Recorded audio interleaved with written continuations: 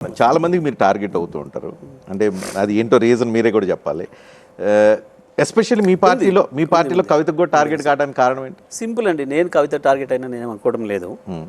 అంటే వ్యక్తిగత దాడి చేసే, అంటే నేను ఆ పదాలను యూజ్ చేయడం నాకు ఇష్టం లేదు, వ్యక్తిగత దాడి చేసే పరిస్థితి ఎందుకు వచ్చింది అంటే బహుశా ఆమె మరి ఆ ప్రశ్న ఊహించలేదు. ఆ టైంకు అవతల నుంచి వెళ్ళి సడన్గా ఎందుకు ఆ మాట మాట్లాడింది. కానీ నేను అనుకోవడం ఆ తర్వాత ఆమె రిగ్రెట్ అయి ఉంటుందని అనుకుంటున్నాను. నేను మాట్లాడడం అనేది పొరపాటు చేసిన అనుకుంటుందని నేను అనుకుంటున్నాను. ఎందుకనంటే అక్కర్లేకుండే, అట్లాంటివి మాట్లాడాల్సిన అవసరం లేకుండే.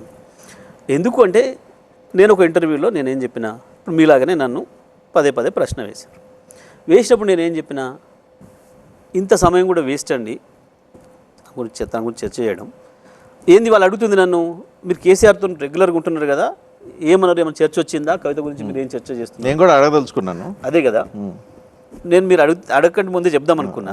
మీరు ఇంతసేపు దానిపైన చర్చ చేయడం అక్కర్లేని విషయం. ఎందుకనంటే ఒక విలేకరికి నేను అన్న మాట ఏంది, నువ్వు ఈ ప్రశ్న అడగడానికి 1 minute టైం తీసుకున్నావు కదా, ఇలా 10వ వంతు సమయం కూడా కేసీఆర్ గారు మేము చర్చ చేయలే దాని గురించి, ఆ విషయం గురించి, కాబట్టి ఇది అనవసరం అని తప్పు కదా అని చెప్పిన. అది తప్పు కదా. మీరు తెలంగాణలో ఇన్ని సమస్యలకు పరిష్కారం చూపిస్తున్నారు, ఇంతమంది ప్రజలకు దిక్సూచిగా ఉన్నారు, ఇంతమంది తెలంగాణ సమాజాన్ని తెలంగాణ తెచ్చిన పార్టీ, తెచ్చిన నాయకుడు కేసీఆర్. ఆ కేసీఆర్ కుటుంబంలో ఏదో జరుగుతుందని అనుమానాలు అంటే నివృత్తి చేయాల్సిన బాధ్యత ఉంటుంది, క్లారిటీ ఇవ్వాలి, ఎస్ ఆర్ నో తేల్చాలి.